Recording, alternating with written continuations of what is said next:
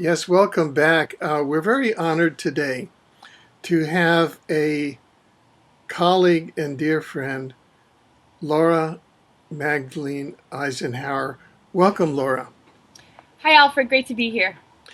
Um, we we're very honored to have you here today, and you have just come back from the 22nd World Symposium on UFOs, extraterrestrials.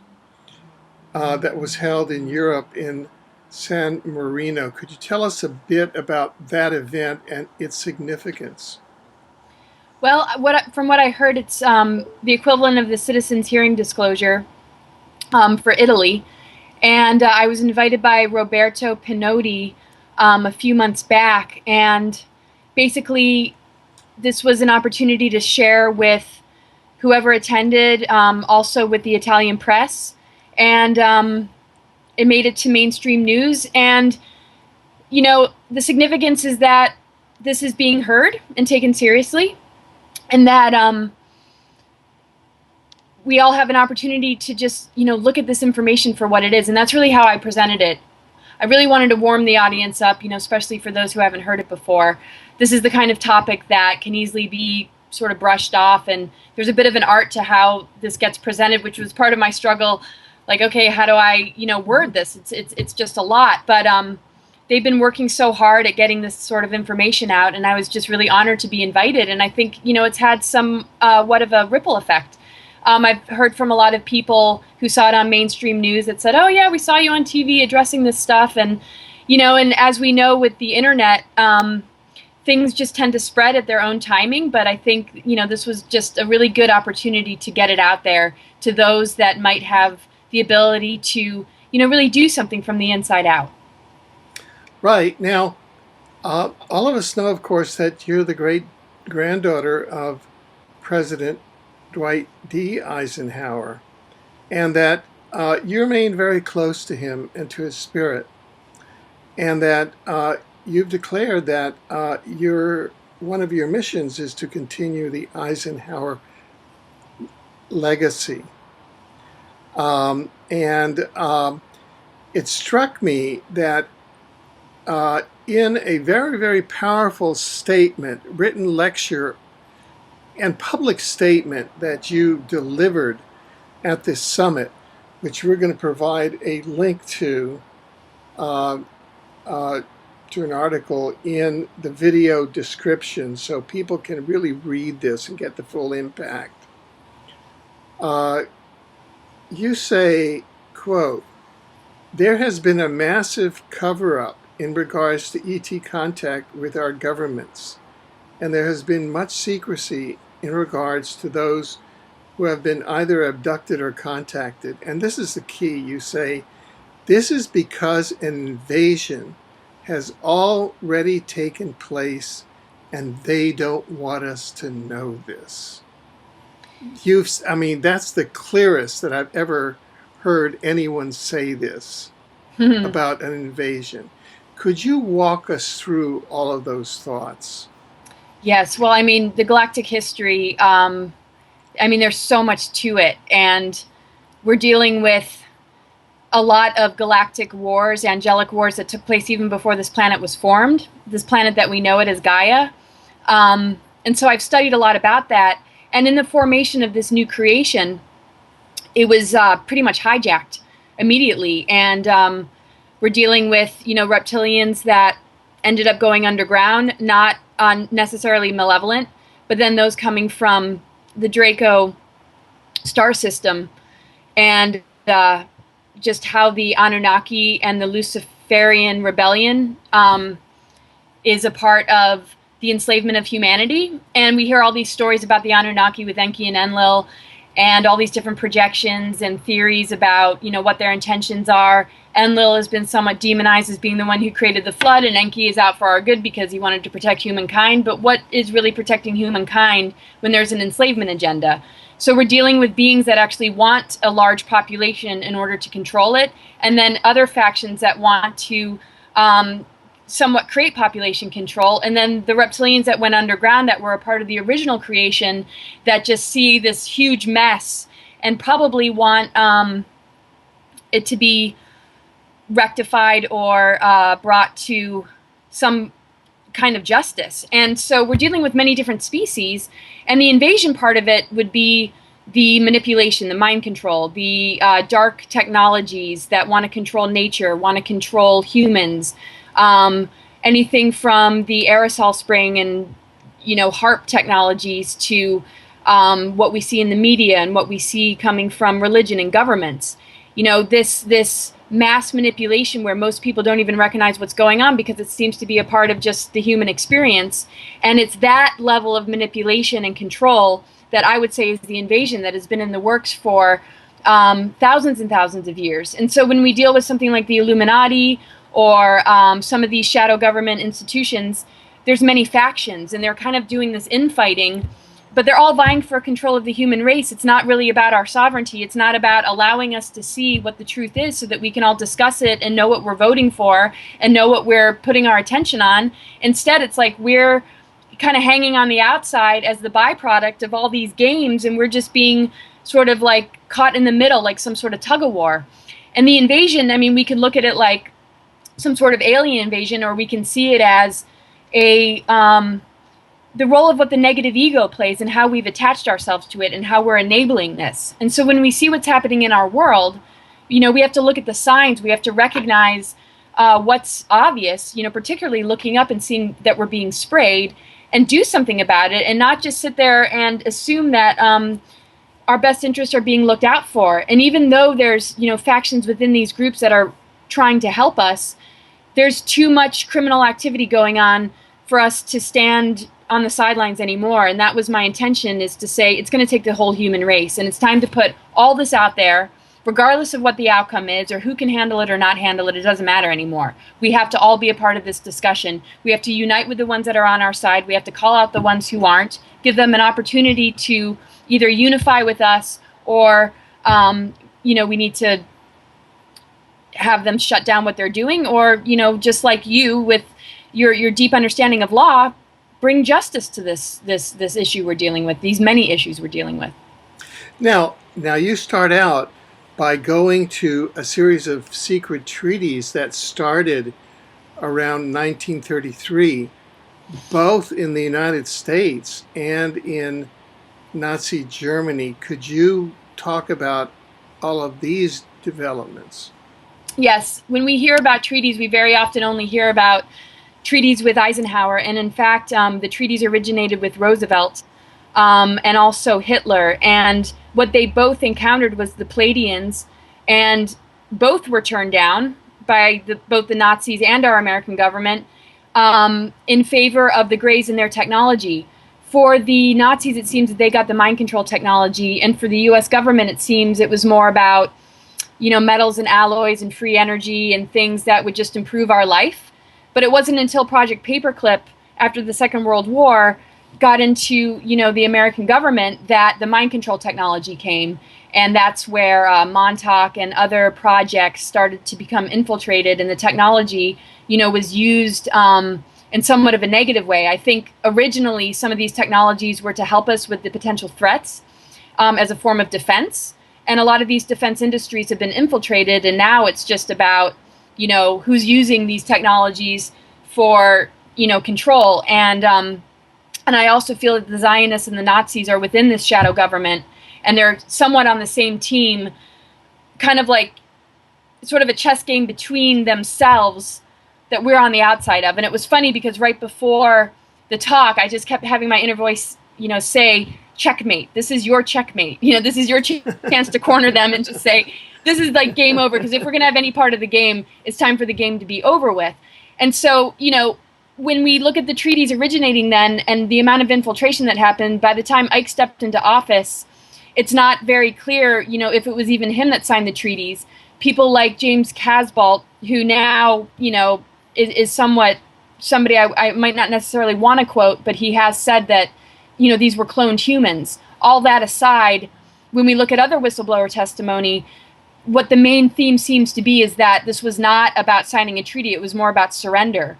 and that the Nordics weren't necessarily turned down. It was that they just weren't able to reach an agreement with each other because there were so many different viewpoints. And because the shadow government had already been established and MJ-12 had already been established, it was more that infighting that we're seeing, which didn't enable a very concise decision to be made. And in that indecisiveness, the Greys ended up coming in with their technology, and we didn't have any way to defend ourselves. And but it was all planned out this way. This is the thing with what we're dealing with. This isn't, you know, some sort of spontaneous thing and, oh, whoops, we made a deal and sold ourselves to the Greys. I mean, this was all strategically planned, and it connects with the Rockefellers and the Bilderbergs, you know, so that these exchanges would happen, and it would be maybe blamed on somebody like Ike or somebody else, but it was all a part of the strategy all along. So that what you're saying is that the various technologies that started coming in the 30s, both on the Nazi side, these are the Draco technologies on the Nazi side and on the U.S. side, that manifested as mind control and that manifested as other advanced technologies, that the rollout of these in our time-space society here, this is really this is the invasion, this is the ET invasion that we see now through HARP and what you call the Tablets of Destiny supercomputer system. Is that what you call that's how the ET invasion is taking place?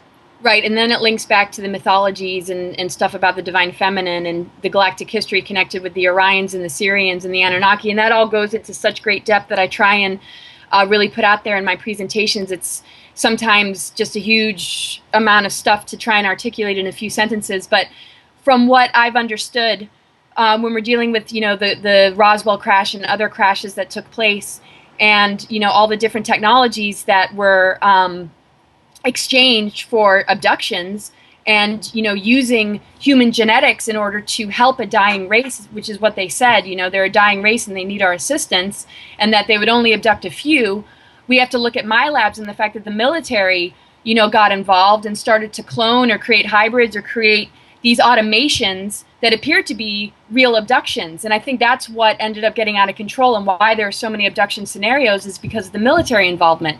But when we're dealing with these Greys, we're not just dealing with extraterrestrials, we're dealing with future human selves that have time traveled back, that are trying to keep a life cycle alive rather than be on the ascension path where they wouldn't need our human genetics. They would have connection to spirit, be the regenerative quality of being able to keep their race alive, which is what we as humans have access to. And so we have a choice right now whether we're going to turn into Greys by kind of giving ourselves over to these control agendas, whether it's through ignorance and not realizing it, or just kind of giving up and you know, not taking a stand, or we have the ability to be these advanced beings that we truly are, that do not need to time travel back to take our own genetic material. And so to me, this is what the shadow government does, and all those that they have gathered into their agenda in order to stay somewhat immortal. And that's their way of cheating, I guess, facing the karmic backlash of their negative and evil ways.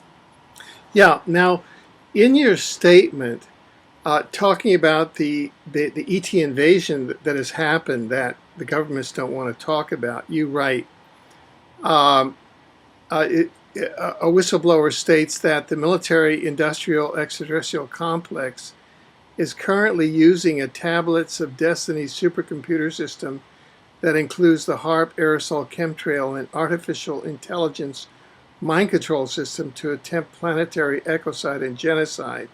He states that the Pleiadian fleet is here to liberate humanity and will be successful. Could you explain more about the Tablets of Destiny and about the interplay with the Pleiadian fleet, and what dynamic is going on now that ultimately the Pleiadians will be successful?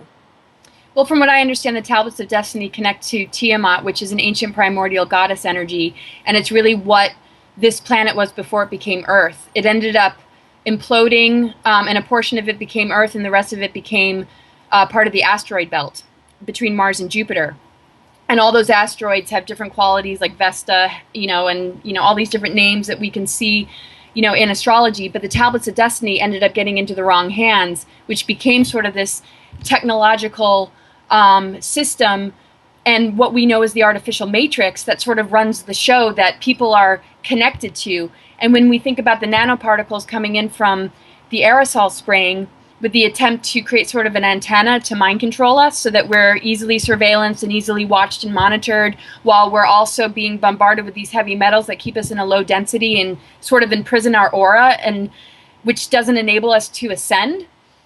This is basically a tablets of destiny that was once more of a soul alchemical process, which has now become a technological control system that has taken and used this information as a weapon against us. And that's where our energy, which is free energy, is being siphoned away from us and being used against us as a weapon as well.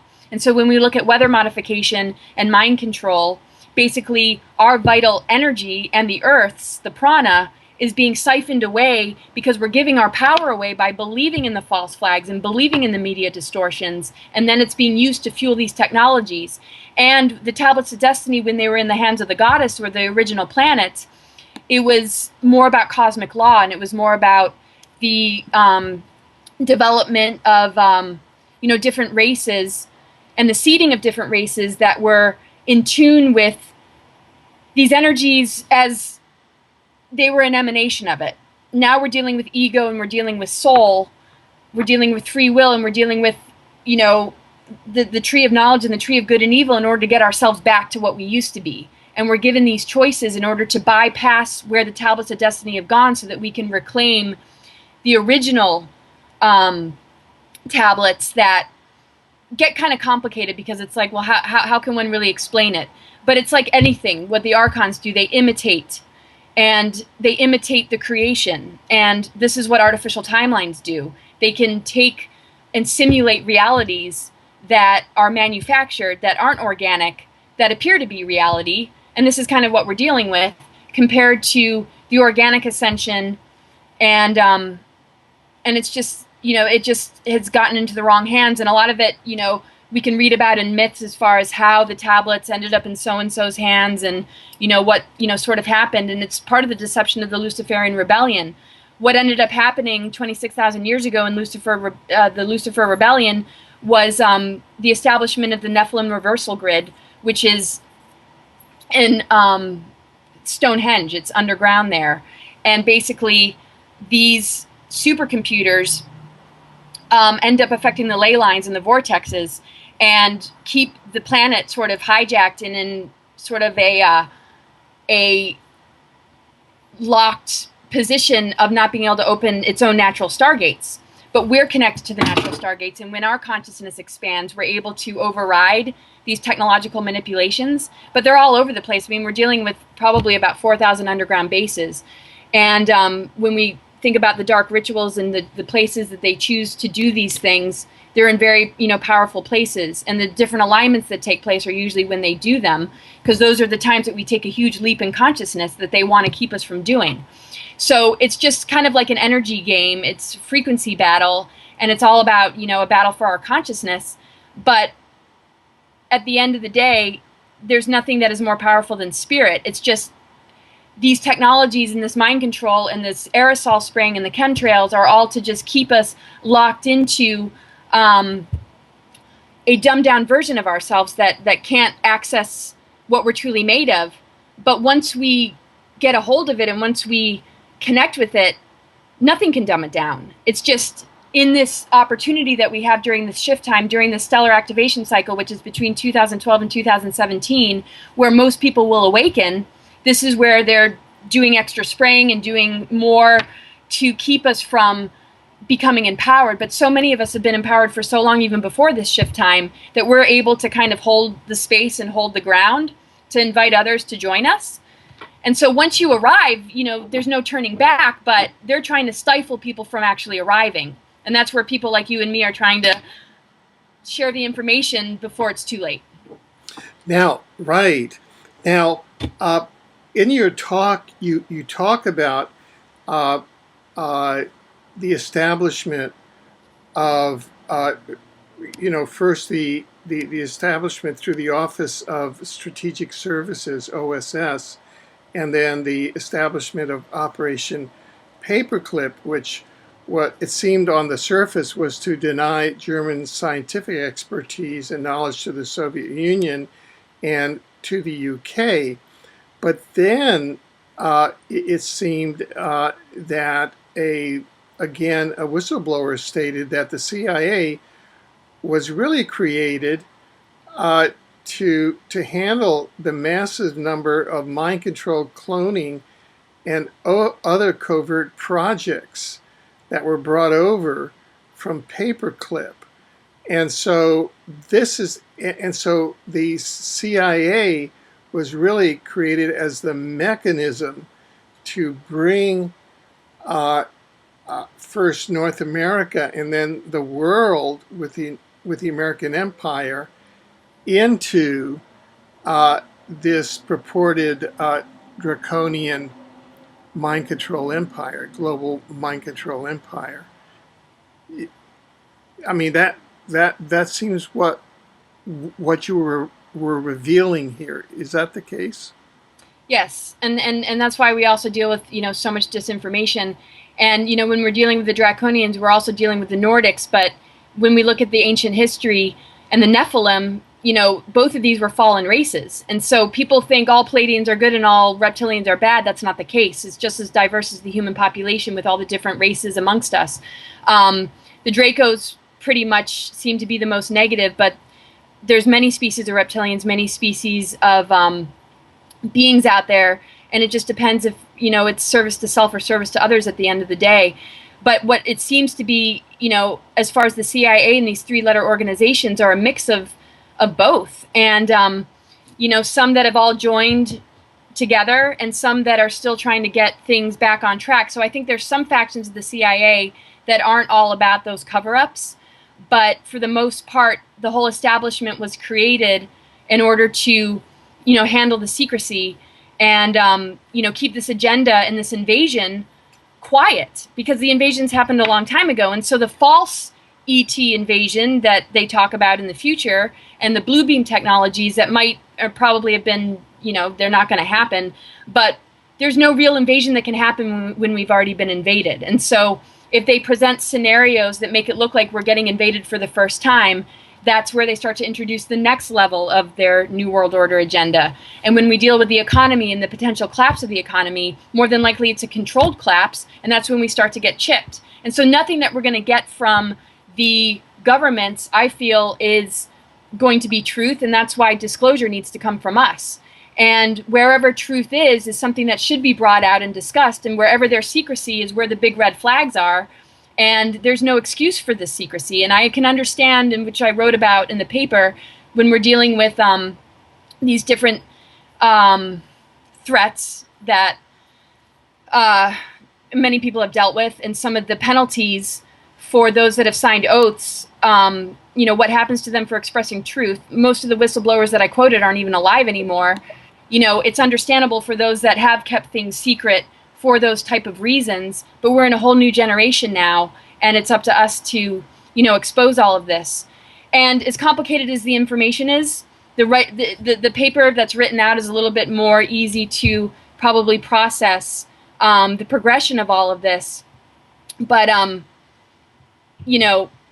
it's the infighting that's the challenging part, because we tend to just assume that all those in the CIA or the Illuminati or the shadow government are negative, but we also have to understand that there are some that are trying to help us. And so a lot of my intention for my presentation was to call out to those people and say, hey, guess what, we are ready, and it's time that you allowed us to have a voice, because we were born with solutions. And even during the Ike's administration, there was some need for secrecy because they couldn't figure out the intentions of the Greys or who was good or who wasn't good, and that was another reason why they didn't disclose stuff. But this is a time now that we have to get it all out on the table, and there's going to be gray areas and confusing parts to it, but we all have a different part of the conversation to share so that we can start to connect the dots. Right. Now, let's start getting into the various alternatives and alternatives 1, 2, and 3, and the role that your great grandfather started an organization that began developing those. Could you begin to talk about those? Well, something called the Jason Scholars or the Jason Society was set up, and it was considered to be the scientific branch of MJ12. And basically, it was to handle a lot of the different information coming in as far as where the human destiny or what trajectory we were on as a human race. And what seems to have been communicated from the Zetas, which are the Greys that the treaties were, potentially signed with. I think there was more than one species that were involved. Had to do with these alternatives, and a lot of it was presented to the governments or those that were at the meetings that there was a catastrophic future that we were in for, and these alternatives were to protect us. But when you look at where we are today, and we know that there are superstorms that are being created, and weather is not coming from Mother Nature, what happens to our weather is not necessarily a natural thing, then what kind of disasters and catastrophes are we talking about? Are they simulated? Are they, designed and crafted to create this, artificial Armageddon scenario? Or is this something, legitimate, and we need to get off planet and go to underground bases and begin to protect the human genome? So I think that was a huge part of the confusion. Those that I think are on our side kept these things secret to try and figure this out, or their lives were threatened.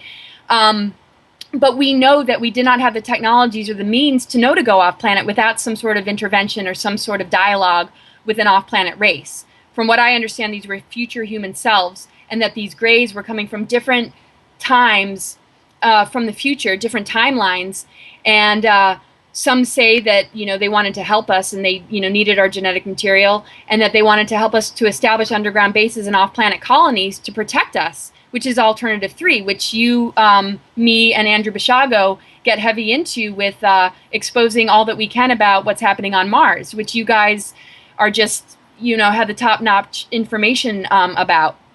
And of course, Andrew with his participation in Project Pegasus. And so when we look at the defense programs, it's easy to say, and we both, agreed upon the fact that, yes, it's a good idea to protect the human genome in the event of catastrophe.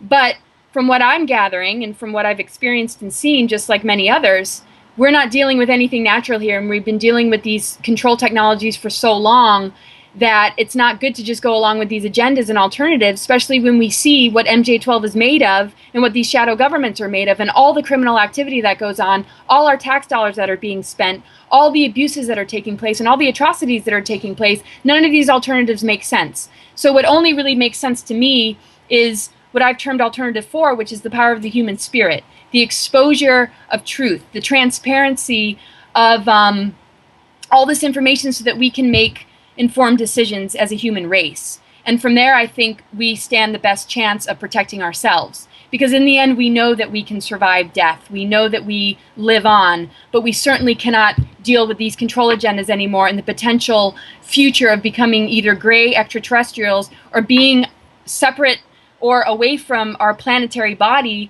that we're extensions of, that we're deeply, deeply connected to. And so it's interesting because the exopolitical aspect of it, the mythological aspect of it, the soul component of what we're truly made of and what our divine blueprint is and what our DNA is capable of is beyond all these things. And to have anybody try and run the show and keep us as advanced beings from being a part of it makes little sense, because we have highly advanced DNA, and this is part of the invasion, and part of the whole nature of all of this is that they don't want us to wake up to what we're truly made of, because it puts them in a position of not being able to be parasites anymore.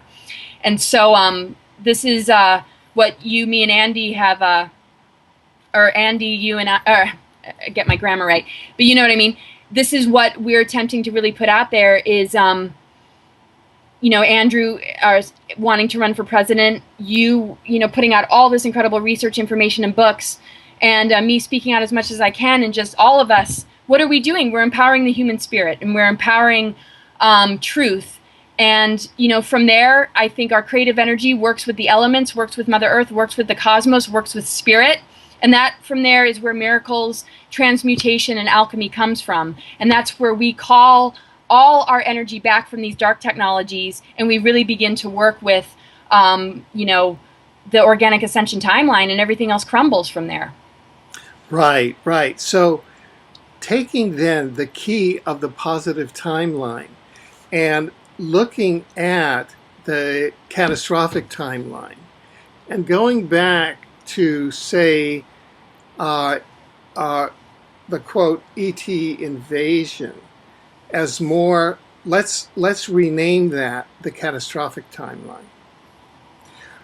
Do you think that that was, say, uh, a group of Dracos attempting to impose a catastrophic timeline on this dimension?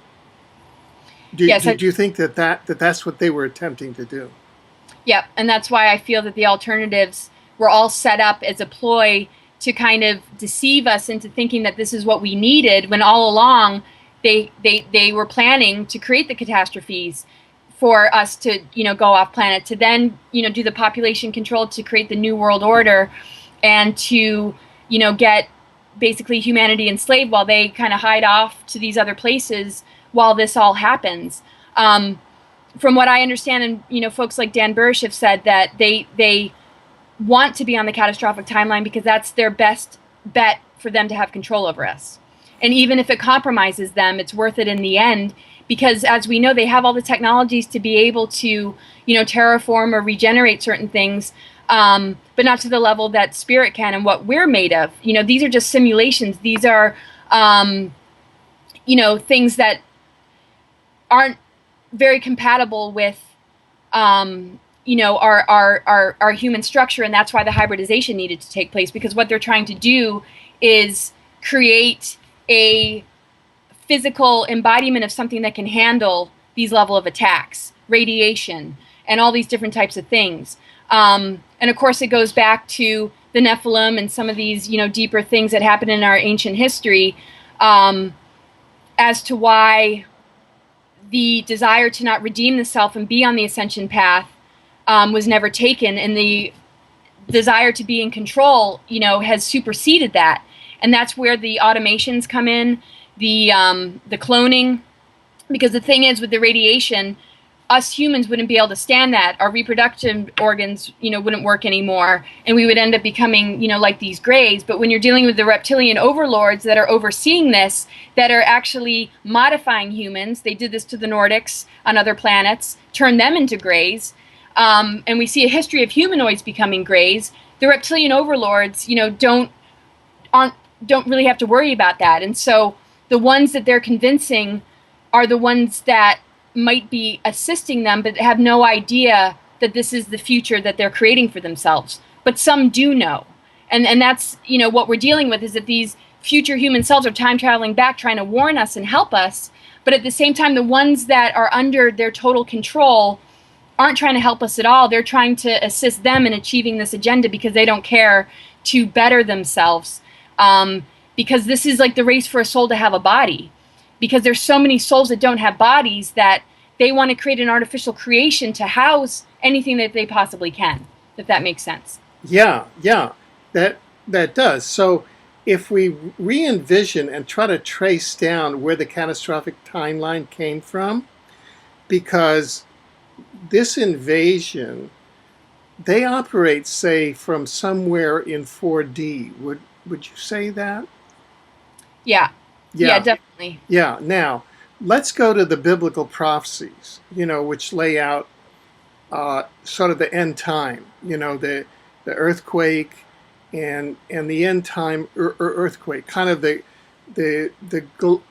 global coastal events where these you know, the Planet X events happen, all the coastal cities are destroyed, uh, type event. And I first started looking at this through the prophecies of Edgar Casey, who kind of remote viewed a global coastal event happening somewhere around this time. And that's what the biblical prophecies are looking at apt for is a global coastal event. And then our colleague Andy, he actually went down in a chronovisor and saw the Supreme Court in Washington, D.C. in June of 2013 under 100 feet of brackish water, i.e. that's when you have a global coastal event. Some great meteor or something hits and the whole world gets flooded. But that's like an adjacent timeline. Like, that is not the timeline that we're on. We're on a positive timeline. It's like all of this is like some great force was tuning into, like the prophets and some psychics were like tuning into this sideline, catastrophic timeline, and then projecting it onto us. Yes. You know, like in the Old Testament or even in the New Testament, and Edgar Cayce and all, and then projecting all this catastrophe, and then people say, "Oh, is it time yet?" But it's not real. It's not what's happening, and that's part of the invasion. Could you comment on that? Yes, and I think it connects, to the fallen watchers and the, how the composite of Yahweh is more the fallen watchers, and the way that it ended up becoming the imposter god, that we, would hear about all these kind of biblical prophecies, but it's really coming from a timeline where, technologies are used to create these events. And if they were natural and are natural, we would be handling it in a totally different way, because we're multidimensional beings and we don't see it through the eyes of, fear. We would see it through the eyes of, understanding that, death and rebirth and creation and destruction is all a part of, who we are and what we are. So if it was natural, that would be a positive timeline, because what is natural always regenerates itself, always repairs itself. And even when, the first creation, ended up being a wasteland and in total darkness, everything came back to life again. And that's the Genesis story. And that did come from a true creator force. But then the fallen watchers got involved, altered all the information, changed all the stories, especially the Christ story, demonized and projected on the divine feminine, and we're not getting the truth. And history's been rewritten, and they've done it before. And it's part of the mind control, and it's a part of, using time travel and quantum access technologies to change past events, so that the information that we get and that we get educated about gives us a completely different idea of what the history is that isn't true, which creates a false future, because we're not dealing with anything that's actually real. And so it's so awesome, to really, hit home these sort of things, because, it's not unnatural for, catastrophes to happen, on a natural level. But when it comes from creator, it doesn't necessarily wipe out huge populations unless it's such a virus and such a disease that it's no different than what we do in our human body when we try and maintain health and wellness and balance. It's part of, cosmic law and the organism of creation as a whole, not, entities that want to be our gods that are making these choices for us while we're being kept in the dark. It's much more of a natural equilibrium balancing act that we do every day as human beings. So there's if anybody wants to, really understand what's natural and what isn't, just understand the laws of the human body and consciousness and the soul and the ego and how we run ourselves on a daily basis, and look at the larger picture and start to, compare the two. And, we manifest all sorts of things to bring us back to the wisdom and truth of what we need to know and understand. But when we give that power away to anything outside of us, and it dictates to us where we're headed, what disease we have, what the prognosis is, where we're heading as a humanity, what the biblical prophecies are, then this is where we've given our power away. And this is where this window period has been so projected upon as having all these different disasters and Armageddon scenarios taking place, when it's really the window period of our awakening and our expansion into higher earth energies and our multidimensional nature. And whatever gets destroyed in that process doesn't matter when we hold that perspective. But it's these false simulations and these false stories that put us in fear that actually enable these things to happen, because we believe it's real. Right. So how does one access then the real story about what's happening, which is the positive timeline? That seems to be the real story. So how do we access the real story so we can tell that story? I think just the more we feel into everything and the more we fall back on ourselves, no matter how uncomfortable it is, the better off we are. I mean, there's just so much information coming out that we're constantly bombarded with, and if we don't develop intuition and discernment, it's just easy to just kind of like take it all in and say, okay, and make a decision sort of from our superficial mind rather than our deep inner knowing and, inner gnosis. And, we have a divine blueprint, we have advanced DNA, a lot of it is dormant. So how do we activate it? We need to just let sound, frequency, color, and all sorts of things, raise our vibration. We need to, understand natural law and cosmic law and stop listening to, humans and all the propaganda. And we have to like notice the things that bother us and not be so controlled by it. When we look up at the sky and we see the chemtrails, we have to understand that this shift time we're in is about spirit being more powerful than matter. It's important to create justice. It's important to speak out. It's important to say, hey, this is wrong. But we don't need to be crushed by it. We don't need to allow our energies to constrict. Because the thing is, if it were just enough for chemtrails to enslave humanity, they would just spray us. But no, it takes mind control as well. And the two work together, and that's why there's nanoparticles. It's not just us having heavy metals in us and being sick and giving our money away and keeping the economy alive, which is a part of why they do it. It's also the mind control. It's us believing in all the distortions, and that's the trap. Once we allow ourselves to stay stuck in the lower density mentality, then we are easily affected by these nanoparticles and chemtrails. But when we say, hey, that's not the true nature of the masculine and feminine, that news is false, these leaders are not here to help us, and we begin to fall back on ourselves and each other, then we're already in the mode of transmuting all these negative assaults and all these toxins and all the radiation and all these, nanoparticles from taking us over. And consciousness it's going to start there. It's going to start with our own energy and our ability to create belief systems and perceptions that utilize the power that we're made of, rather than us thinking that it's not there, which is a part of what they're trying to do in dumbing us down. They can only dumb us down through our belief systems, and all these particles are a part of it. But if we override the mental and mind control aspects of it, the particles don't have anything to really grab onto.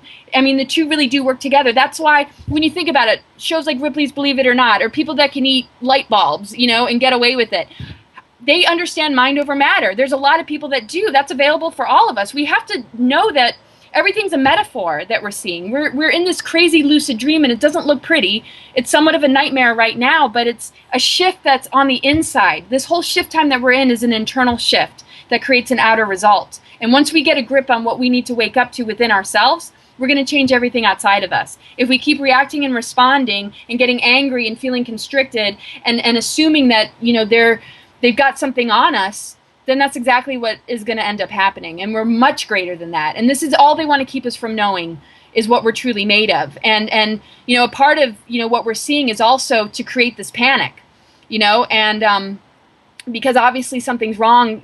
I mean, they got to figure that we'd notice that our skies are being sprayed. I mean, it's in plain sight. So I just think that the best way we can just really anchor ourselves on the positive timeline is to develop ourselves from the inside out, to understand the pitfalls of the negative ego, to understand that unity consciousness means clearing that, coming together, giving each other respect and support, and not, worrying about the facade and the outer stuff that we were taught is so important, and to just be more unified on a healing level, to be able to share in this healing process together, because it's a transformation that, is going to take all of us. Right. Now, I know that, even for the past 40 years or more, we've been focused on exposing the dark, right? So that right now it's been part of exposing what's behind the catastrophic timeline. So we've given a lot of power to it. So how do we shift from exposing the dark to like giving some airtime to the good? How do we find the good, and how do we publish it? Well, I think you're the master of that. You've been talking about the positive timeline ever since I've known you. You've been putting stuff out there before that, and yet you hit the truth home and you share like stuff that most people, maybe want to run from. But I think it's that balance, and you do that so beautifully. Is okay, yes, it has been about exposing a lot of the dark stuff, and also recognizing the light within that. People might call it fear mongering or not to give it any attention, and I'm not in agreement to that. I think you have to step right into the worst case scenario, into the thing that is the most uncomfortable thing to look at, and be right there in the center of it, be completely and totally present, and to remember who you truly are. Because once that happens, that light starts to engulf the darkness and starts to transmute the negative charge that's there, and it helps the dark to return to its real nature, which is the fertility of creativity. It's like the soil of the earth. It's dark and it's rich, and it takes the seeds of higher consciousness and it births new realities. But when the dark is unknown and we fear it, all sorts of demons and all sorts of control agendas hide in there, and they pull the strings. So it's been so great to expose all this stuff, because we're actually purifying it. We're knocking it out. We're clearing it out. Yes, it's not always fun, but when we do that, and now we're at the point of being in the center of it, now we get to rise and we get to feel empowered, and we get to understand that we are both made of light and dark. And a part of integrating those two forces is not fearing the dark or being in denial, because all those that think that this information is too much, their denial is the greatest form of fear. Don't fear it. If we fear our own demons, if we fear the stuff within us that we need to clear, then we're not going to grow. We're just going to allow ourselves to get away with negative behavior patterns and addictions and all sorts of things. So if we have to face our own inner demons, we have to do that on a collective level. So now that we put it all out there and the cat's out of the bag, and people can search the internet and find every horrifying thing that's happening under the sun, all sorts of disinformation and all sorts of truth, it's the self and the self-awareness and the development of intuition that's going to help people to locate what truly resonates. And for us to rise out of a lot of the dark information that we found is to recognize that it truly has no power over us. For example, tomorrow is a big alignment with the Grand Cross. Mars is going to be linking with the Grand Cross. Most astrologers say this is probably, they don't have much good stuff to say about it, because it's all extremely challenging aspects. The type of aspects that can create what seems to be even Armageddon scenarios, breakups, divorce, catastrophe. I've never felt better, and that's tomorrow, right? That's So, April 11th, 2014, correct? right. And it's going to be kind of on and off until 2015. And the thing is, just like a weather forecast, when we know what is kind of coming at us and we prepare, nothing can get in our way. So I use it, astrology as a tool. It's not the end all be all, and eventually we won't need it. It's kind of like to help us graduate from the wheel of necessity that we're sort of still in right now. But the thing is, when we can start to have good days on days where the astrological alignments are a nightmare, it means that we become, and I posted this, masters of disaster. And when we're true masters of the disasters, we don't even notice them as being disasters anymore, because we're rising and we're allowing it to push us into all that we are instead of tear us down. And the thing is, that concentration of energy that likes to causes fear and constriction and pain and suffering is actually an opportunity to be pushed to the edge, to have an incredible breakthrough and to rise again. And so this is what we're dealing with right now. And it's perfect that you asked that question, because we're sitting right at a very important time astrologically where, we have faced a lot of darkness. Now what are we going to do with it? What are we going to choose? We need to choose the fact that none of it ever had any power over us. And this is the great revelation of all time. And once we gain that perspective, our creative energy serves on our behalf to keep creating opportunities to prove to ourselves that nothing can stop us. And I like to play with this every day, no matter what negative experience I go through or what kind of weird energy hits.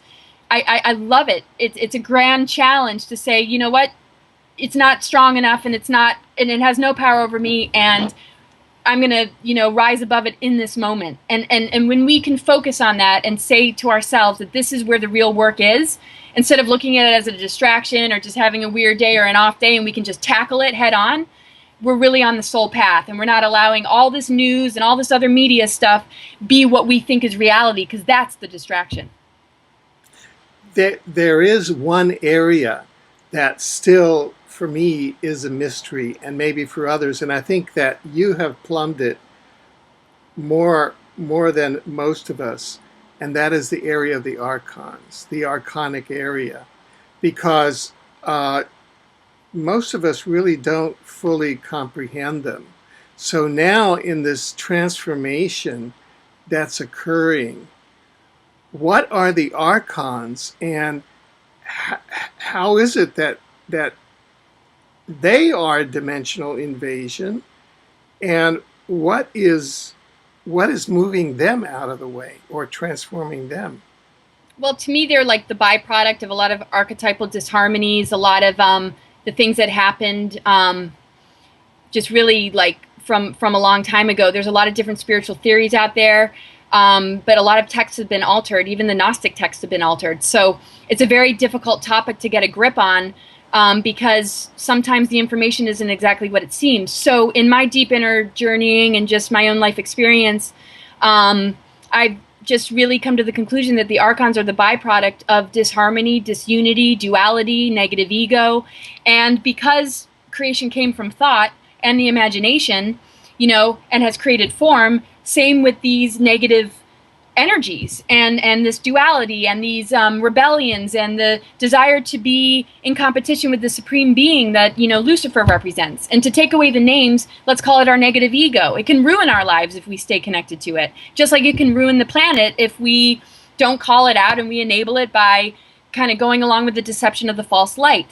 So the archons can only feed on the parts of ourselves that haven't fully woken up or become integrated. It feeds on the fact that we're very fragmented, we're traumatized, we have a lot of wounds, and we also, want to appease a lot of that pain through, false light temptations, fame, wealth, greed, having maybe a lot of attention from a lot of different lovers, whatever it is, things that only our own soul journey can teach us about based on what it means to fall on our face and get back up again, which is what we have been given the opportunity to do, having many, many lifetimes and incarnations, to wear a bunch of different hats until we say, hey, this is what works for me. And it's not about some rule book from God, or it's based on cause and effect. And in astrology, we see that in the North and South Node, which is what I focus on when I do readings. So the archons can only really grab onto what we haven't breathed life into or what we haven't fully become conscious of, because our unconscious energy is what's being used against us, and that's archonic. The archonic system feeds on us when we are unconscious. When we become conscious, we recognize that unconscious energy is actually spiritual energy. And when we wake up to that spiritual energy, we become highly creative, and we are able to create miracles. And we think miracles are just some lucky thing and only some people can do them. Everybody can. And so the archons just feed on the fact that we think much less of ourselves than what we truly are. And the agendas that come from these archonic systems are to perpetuate these belief systems that keep us down. And they feed on us like parasites. They're mind parasites. They get in there and they exacerbate everything. And the fact is, they have technologies to make it even worse. Smart meters, all sorts of things, to create scenarios so there's a lot of conflict because they disrupt the frequencies. And the frequencies that are all disruptive create sort of a static so that the natural energy flow of connection can't really happen. And that's why people find when they watch TV, they might fight with their partner immediately after. Or when they get home from a nice trip in the country and they're back where their smart meter is, everything gets tense and everybody just feels like they're just going to get into a huge disagreement. And you almost have to just stop yourself and remember and almost laugh and say, you know what, these are just energies that we're dealing with. We're dealing with cell towers. We're dealing with all sorts of things going on with our phones, surveillance, and all sorts of really obnoxious things. But we're much greater than all of it. We just have to not be weakened to it because it's all archonic. And, and the thing is, it feeds on where we haven't fully resolved, these wounds as well. So for us to get over, the archons is to tackle the inner work and to completely devote oneself to it. Because once we fill ourselves up with who we truly are and we stand in that power, it doesn't have anything to feed off of. It can't find a host. And when that happens, it ends up kind of dying away and falling away. The beings that represent it, we already know about, can either become grays, automations, and to keep themselves alive, they just keep cloning themselves and keep cloning themselves. And that's the difference between somebody or a being that has stayed immersed in the archonic deception, or is the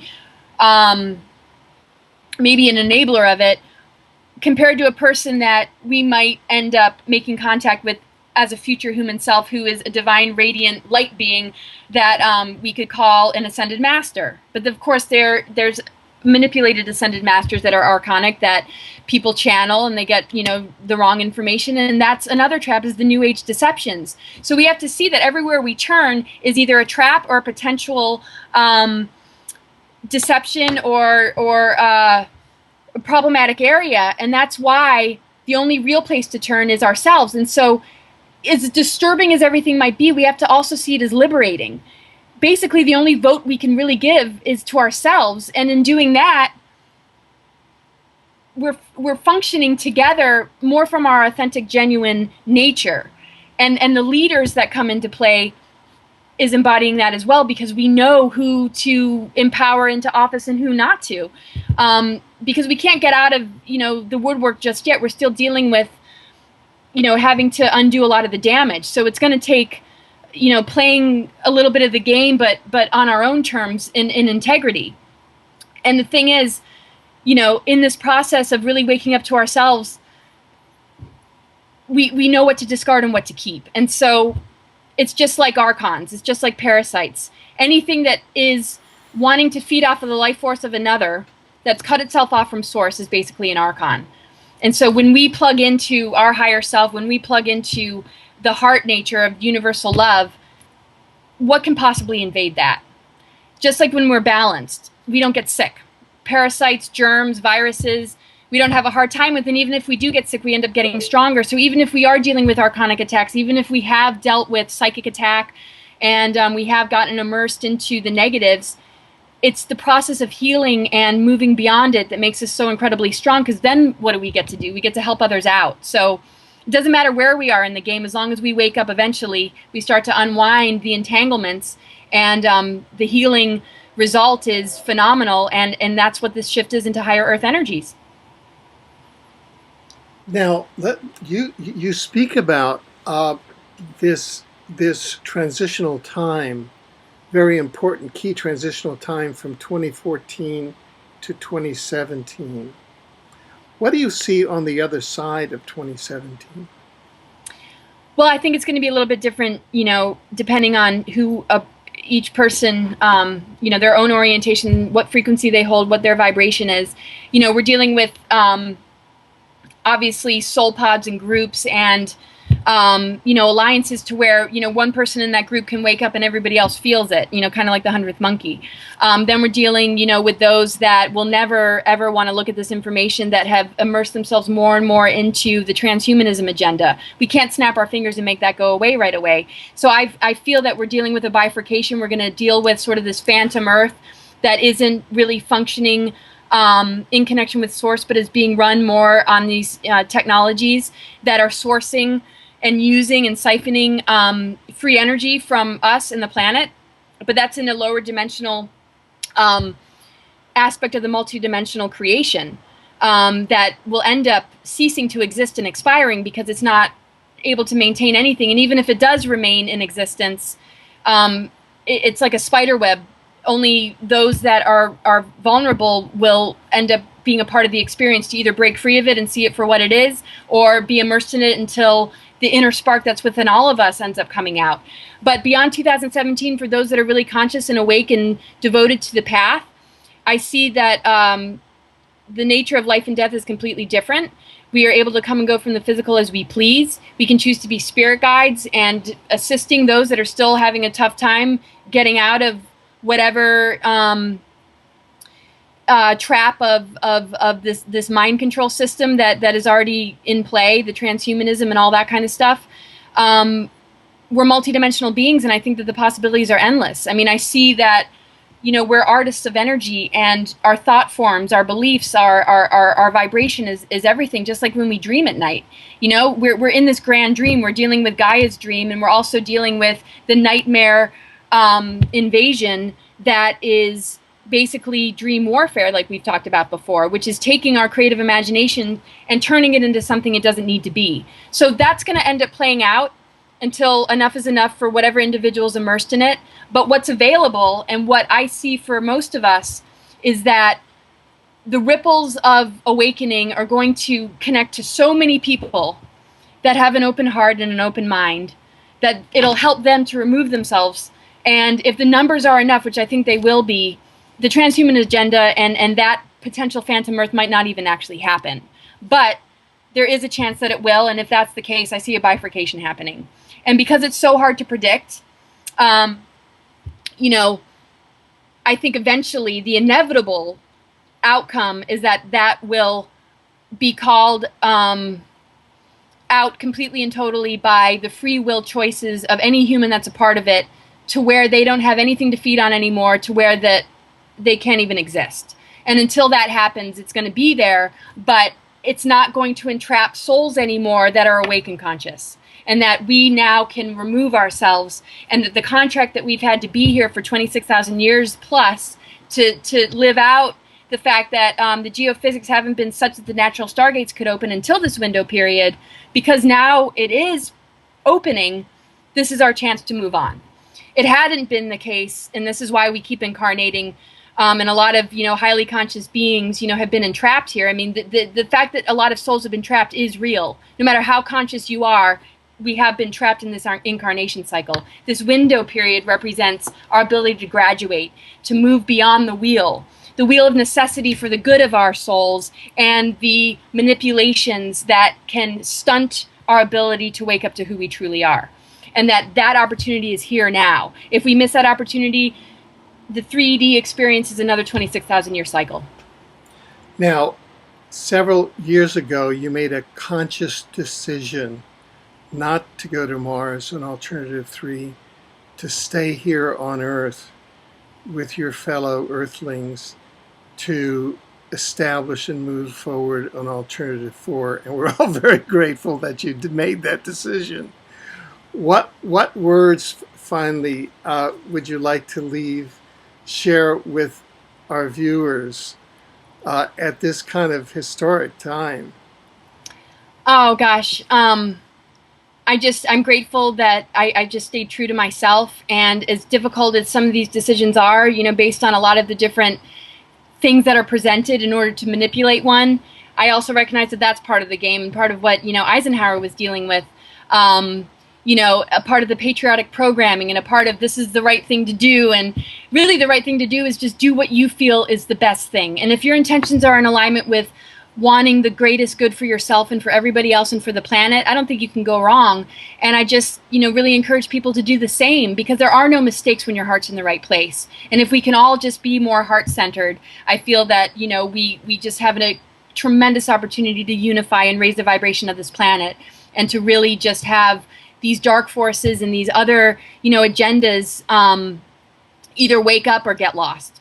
And I love, the process we're in, and I just feel such good energy ahead of us, and with the kind of alignments we're having, and the sort of things that are playing out, I feel like we're 2 steps ahead of them, and the wave is in our favor. And I'm just grateful for everybody for their open minds and hearts, and for giving themselves the credit of embracing the truth of what they're made of, and the beauty and the divinity that we all hold, that we're beginning to really share together. And just so much gratitude, to you, Alfred, because you helped me really get my stuff out there, and you've been an incredible friend and ally. So it's really good to be here. Thank you. And we really want to thank you for taking time today to be with us. And we hope that in the future, as we move through this window, you'll be able to come back from time to time and share your wisdom with us. Thank you so much.